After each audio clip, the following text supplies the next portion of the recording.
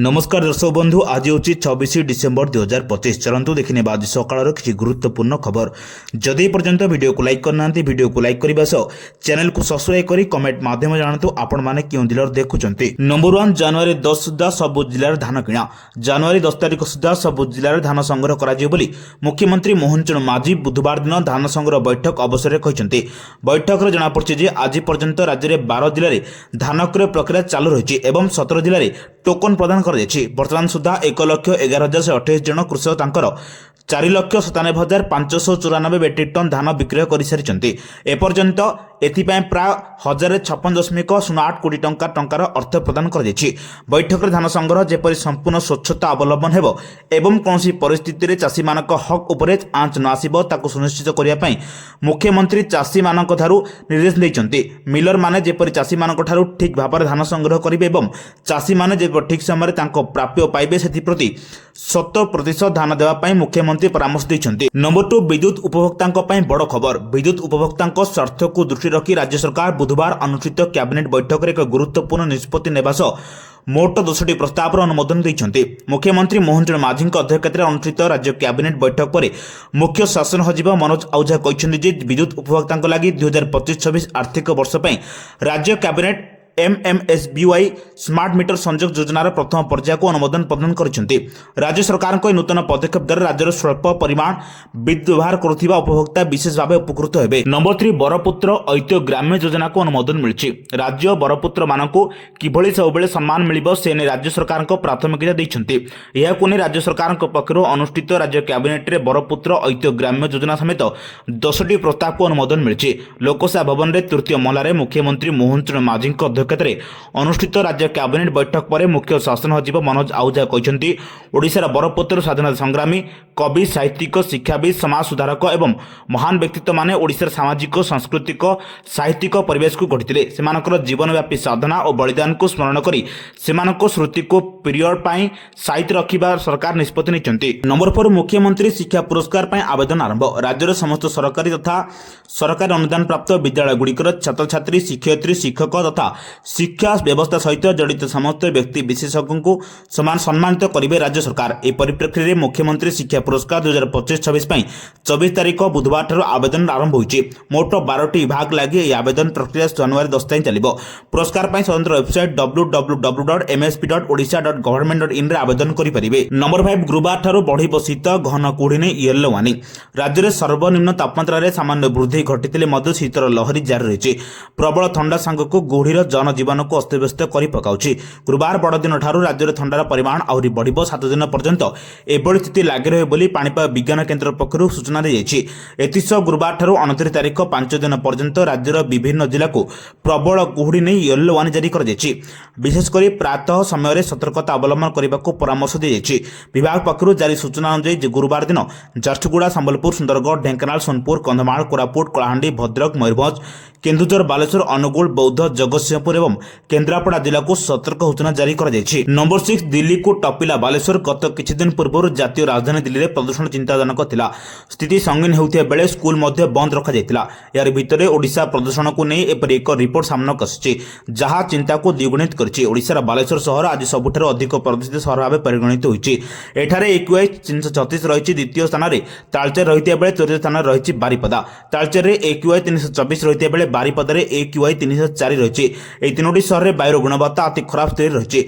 जदि दिल्ली प्रदूषण कथा देखिबा ताहाले सेठारे AQI 218 रहिछि। तेबे जातीय राजधानी ठारू ओडिसा रे किछि शहर रे प्रदूषण तापमात्रा वृद्धि पाउथिया बेले एक प्रकार चिंतार कारण पलटिछि। नंबर 7 7टी विभाग 10टी प्रस्ताव को कैबिनेट मोहर बारिछि। मुख्यमंत्री शक्ति विकास योजना रे स्मार्ट मीटर स्थापन कर 2 किलोवाट पर्यंत स्वल्प विद्युत व्यवहार करुथिया प्राय 87% उपभोक्ता विशेष भाव उपकृत हेबो।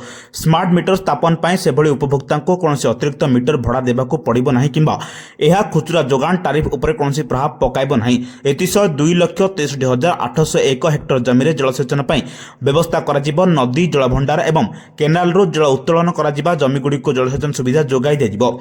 एथिबाई राज्य सरकार 10,769 कोटी 20 लाख टंका व्यवहार रे पर्वतगिरी बृहत उठा जलसेचन योजना प्रणान करिसेंती। नंबर 8 वर्ष आरंभ होई सृष्टि उपर लघुचाप। दक्षिण बंगोपसागर लघुचाप संभावना रहिछि। ତରଙ୍ଗାୟିତ ବାୟୁ ବାଦଲର ଘନତ୍ୱ ବୃଦ୍ଧି ଭଳି ପାଣିପାଗର କାରକଗୁଡ଼ିକ ପ୍ରଭାବରେ ଲଘୁଚାପ ସୃଷ୍ଟି ହେବା ନେଇ ଆକଳନ କରିଛନ୍ତି ପାଣିପାଗ ବିଶେଷଜ୍ଞ। ଲଘୁଚାପ ପ୍ରଭାବରେ ରାଜ୍ୟରେ କିଛି ଅଞ୍ଚଳରେ ହାଲୁକାରୁ ମଧ୍ୟମ ଧରଣର ବର୍ଷା ହୋଇପାରେ। ତାହା ସହ ରାଜ୍ୟରେ ପାର ତଳମୁହାଁ ରହିଥିବା ବେଳେ ବିଳମ୍ବିତ ରାତିରେ ଘନ କୁହୁଡ଼ି ମାଡ଼ି ଆସୁଛି। ଶୀତର ପ୍ରଭାବକୁ ଘନ କୁହୁଡ଼ି ଆହୁରି ତୀବ୍ର କରୁଛି। ଆଞ୍ଚଳିକ ପାଣିପାଗ କେନ୍ଦ୍ର ଆଲର୍ଟ ଅନୁଯାୟୀ ନୂଆବର୍ଷ ପର୍ଯ୍ୟନ୍ତ ରାଜ୍ୟରେ ଶୀତର ପ୍ରକୋପ ଲାଗି ରହିବ। ଆସନ୍ତା 4 ଦିନ ପର୍ଯ୍ୟନ୍ତ ଘନ କୁହୁଡ଼ି ନେଇ ଚେତାବନୀ ଜାରି ହୋଇଛି। ନବୋନ୍ନୟନ ହୀରାକୁଦ ସମନ୍ୱିତ ପର୍ଯ୍ୟଟନ କରିଡର ପାଇଁ ଚାଲିଛି ଗଛ କଟା। ହୀରାକୁଦ ଜଳଭଣ୍ଡାର, ଆରାଇଭାଲ ପ୍ଲାଜା ଓ ଝଙ୍କରାଣୀ ମନ୍ଦିର ପଛପଟେ ୱାଟର ଚିମ୍ପେନ୍ ନିର୍ମାଣ ପାଇଁ ପ୍ରାୟ 100 କୋଟି ଟଙ୍କା ମଞ୍ଜୁର କରାଯାଇଛି। ଏହି ପ୍ରକଳ୍ପର ନିର୍ମାଣ କାର୍ଯ୍ୟ ଓଡ଼ିଶା ନିର୍ମାଣ ନିଗମ ଲିମିଟେଡ୍କୁ ଦିଆଯାଇଛି। ନଦୀବନ୍ଧ ନିକଟରେ ଏହି ସମନ୍ୱିତ ପର୍ଯ୍ୟଟନ କରିଡର ପାଇଁ ଚାଲିଛି ଗଛ କଟା କରାଯାଇଛି। ଏବେ ଯାଏଁ 1200 ଗଛ କଟାଯାଇଛି। ଏପଟେ ଝଙ୍କରାଣୀ ମନ୍ଦିର ପଛପଟେ ୱେଟରଲ୍ୟାଣ୍ଡର ଆସୁଥିବା ଏଠାରେ ଗଛ କାଟିବାକୁ ୱେଟଲ୍ୟାଣ୍ଡ ଅଥରିଟି ଓ ନ୍ୟାସନାଲ ୱେଟଲ୍ୟାଣ୍ଡ ଅଥରିଟିକୁ ଅନୁମତି ମଗାଯାଇଥିବା କହିଛନ୍ତି ପର୍ଯ୍ୟଟନ ଉପନିର୍ଦ୍ଦେଶକ ରବୀନ୍ଦ୍ର ଦଳେଇ। ବହୁ ମୂଲ୍ୟବାନ ଶାଗୁଆନ ଗଛ ମଧ୍ୟ ବଳି ପଡ଼ିଛି। ନୋଭୋଟେଲ୍ ବଡ଼ଦିନରେ ବଜାର ବନ୍ଦ, ଏନ୍ଏସି ଜାରି କଲା 2026ର ଛୁଟି ତାଲିକା। ବର୍ଷ 2025 ସରିଲାଣି। ଆଜି ଡିସେମ୍ବର 25 ତାରିଖ ଗୁରୁବାର ଷ୍ଟକ୍ ମାର୍କେଟ ବର୍ଷର ଶେଷ ଟ୍ରେଡିଂ ପବ୍ଲିକ୍ ହଲିଡେ। ଖ୍ରୀଷ୍ଟମାସ ପାଇଁ ନ୍ୟାସନାଲ ଷ୍ଟକ୍ ଏକ୍ସଚେଞ୍ଜ ଏବଂ ବମ୍ବେ ଷ୍ଟକ୍ ଏକ୍ସଚେଞ୍ଜରେ ଟ୍ରେଡିଂ ବନ୍ଦ ରହିଛି। ଏ ସମୟ ମଧ୍ୟରେ ଇକ୍ୱିଟି, ଡେରିଭେଟିଭ୍ସ ଏବଂ କରେନ୍ସି ସେଗମେଣ୍ଟରେ କୌଣସି କାରବାର ହୋଇନାହିଁ। ନ୍ୟାସନାଲ ଷ୍ଟକ୍ ଏକ୍ସଚେଞ୍ଜ 26 ପାଇଁ ଏହାର ଛୁଟି କ୍ୟାଲେଣ୍ଡର ପ୍ରକାଶ କରିଛି। କ୍ୟାଲେଣ୍ଡର ଅନୁସାରେ 2026ରେ ସେୟାର ବଜାରରେ ମୋଟ 15ଟି ଛୁଟି ରହିବ। ଏହା ସହିତ ପ୍ରତି ଶନିବାର ରବିବାର ସାପ୍ତାହିକ ଛୁଟି ରହିବ। ଏହି ଦିନଗୁଡ଼ିକରେ କୌଣସି କାରବାର ହେବ ନାହିଁ। ନମ୍ବର 11 ମାସେ ଘୁଞ୍ଚିଲା ପିୟୁସିସି କଟକଣା ଡେଡ୍ଲାଇନ୍। ବୈଧ ପିୟୁସିସି ବିନା ଗାଡ଼ିକୁ ତେଲ ମୁହାଣ ନିଷ୍ପତ୍ତି ଫେବୃଆରୀ 1 ଘୁଞ୍ଚିଲା।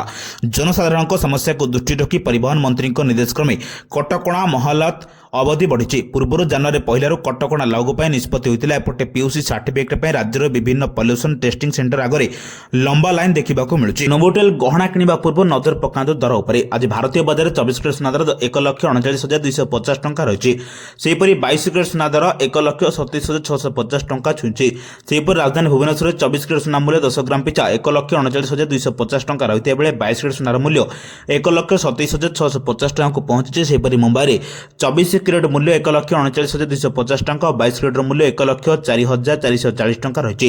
ନୂଆଦିଲ୍ଲୀରେ 24 କ୍ୟାରେଟ୍ 1,39,400 ଟଙ୍କା ଏବଂ 22 କ୍ୟାରେଟ୍ର ମୂଲ୍ୟ 1,27,800 ଟଙ୍କା ରହିଛି। ଦକ୍ଷିଣ ଭାରତର ପ୍ରମୁଖ ସହର ଚେନ୍ନାଇରେ 24 କ୍ୟାରେଟ୍ ମୂଲ୍ୟ 1,39,860 ଟଙ୍କା ଥିବାବେଳେ 22 କ୍ୟାରେଟ୍ର ମୂଲ୍ୟ 1,28,200 ଟଙ୍କା ରହିଛି। ନମ୍ବର 13 ସ୍ଥିର ରହିଛି ପେଟ୍ରୋଲ ଓ ଡିଜେଲ ଦର। ଗାଡ଼ିରେ ପେଟ୍ରୋଲ କିମ୍ବା ଡିଜେଲ ପକାଇବା ପୂର୍ବରୁ ଜାଣି ନିଅନ୍ତୁ ଦର। ପ୍ରତିଦିନ ତେଲରେ ନୂଆ ଦର ନିର୍ଦ୍ଧାରଣ କରାଯାଇଥାଏ। ଆଜି ଭୁବନେଶ୍ୱରରେ ପେଟ୍ରୋଲ ଦର 100 ଟଙ୍କା 93 ପଇସା ରହିଥିବା ବେଳେ ଡିଜେଲର ଦାମ ପ୍ରତି ଲିଟର ପିଛା 92 ଟଙ୍କା 51 ପଇସା ରହିଛି। ମୁମ୍ବାଇରେ ପେଟ୍ରୋଲ ଲିଟର ପିଛା 103 ଟଙ୍କା 54 ପଇସା ରହିଥିବା ବେଳେ ଡିଜେଲ ଲିଟର ପିଛା 90 ଟଙ୍କା 3 ପଇସା ରହିଛି। ସେହିପରି କୋଲକାତାରେ ପେଟ୍ରୋଲ ଦର 105 ଟଙ୍କା 41 ପଇସା ରହିଥିବା ବେଳେ ଡିଜେଲ ଦର 92 ଟଙ୍କା 2 ପଇସା ରହିଛି। ଚୀନରେ ପେଟ୍ରୋଲ ଦର 100 ଟଙ୍କା 90 ପଇସା ରହିଥିବା ବେଳେ ଡିଜେଲ ଦାମ 92 ଟଙ୍କା 48 ପଇସା ରହିଛି। ନମ୍ବର 14 ଘନ କୁହୁଡ଼ିରେ ଲୁଚିଗଲା ଶ୍ରୀମନ୍ଦିର ଦିଶୁନି ନୀଳଚକ୍ର। ଘନ କୁହୁଡ଼ିରେ ଲୁଚିଗଲା ଶ୍ରୀମନ୍ଦିର। ପ୍ରବଳ କୁହୁଡ଼ି ହୋଇଥିବା ବେଳେ ଶ୍ରୀମନ୍ଦିର ନୀଳଚକ୍ର ଦୃଶ୍ୟମାନ ହେଉନି। କୁହୁଡ଼ିର ମାତ୍ରା ଏତେ ଅଧିକ ଯେ ଅତି ନିକଟରୁ ବି ମନ୍ଦିର ଦେଖିବାକୁ ମୁସ୍କିଲ ହୋଇପଡ଼ୁଛି। ସେହିପରି ବଡ଼ ଦାଣ୍ଡରେ ବି ପ୍ରବଳ କୁହୁଡ଼ି ଯୋଗୁଁ ଦୃଶ୍ୟମାନ କ୍ଷମତା କମିଛି। ସେପଟେ କୁହୁଡ଼ିର କୋଣାର୍କର ସୂର୍ଯ୍ୟ ମନ୍ଦିର ବି ଲୁଚି ଯାଇଛି। ନମ୍ବର 15 ସୁଶାସନ ଦିବସ ତଥା ପୂର୍ବତନ ପ୍ରଧାନମନ୍ତ୍ରୀ ସ୍ୱର୍ଗତ ଅଟଳ ବିହାରୀ ବାଜପେୟୀଙ୍କ ରାଜ୍ୟସ୍ତରୀୟ ଜୟନ୍ତୀ ସମାରୋହ। ବାଜପେୟୀଙ୍କ ସୁଶାସନ ମନ୍ତ୍ର ଏବଂ ମୋଦିଜୀଙ୍କ ପ୍ରଶାସନିକ ସଂସ୍କାରକୁ ପଥୟ କରି ଆଜି 18 ମାସର ସରକାର ଓଡ଼ିଶାରେ 4.5 କୋଟି ଲୋକଙ୍କ କଲ୍ୟାଣ ପାଇଁ କାର୍ଯ୍ୟରତ ରହିଛି ବୋଲି ଆଜି ସୁଶାସନ ଦିବସ ତଥା ପୂର୍ବତନ ପ୍ରଧାନମନ୍ତ୍ରୀ ସ୍ୱର୍ଗତ ଅଟଳ ବିହାରୀ ବାଜପେୟୀଙ୍କ ରାଜ୍ୟସ୍ତରୀୟ ଜୟନ୍ତୀ ଅବସରରେ ମୁଖ୍ୟମନ୍ତ୍ରୀ ଶ୍ରୀ ମୋହନ ଚରଣ ମାଝୀ କହିଛନ୍ତି। ଏଭଳି ଗୁରୁତ୍ୱପୂର୍ଣ୍ଣ ଖବର ପାଇବା ପାଇଁ ଆମ ଚ୍ୟାନେଲ ସହ ଯୋଡ଼ି ରୁହନ୍ତୁ। ଯଦି ଏପର୍ଯ୍ୟନ୍ତ ଭିଡ଼ିଓକୁ ଲାଇକ୍ କରିନାହାନ୍ତି ଭିଡ଼ିଓକୁ ଲାଇକ୍ କରିବା ସହ ଚ୍ୟାନେଲକୁ ସବସ୍କ୍ରାଇବ୍ କରି କମେଣ୍ଟ ମାଧ୍ୟମରେ ଜଣାନ୍ତୁ ଆପଣମାନେ କେଉଁ ଜିଲ୍ଲାରୁ ଦେଖୁଛନ୍ତି। ବ୍ୟୁରୋ ରିପୋର୍ଟ, ସାବଧାନ ଓଡ଼ିଶା।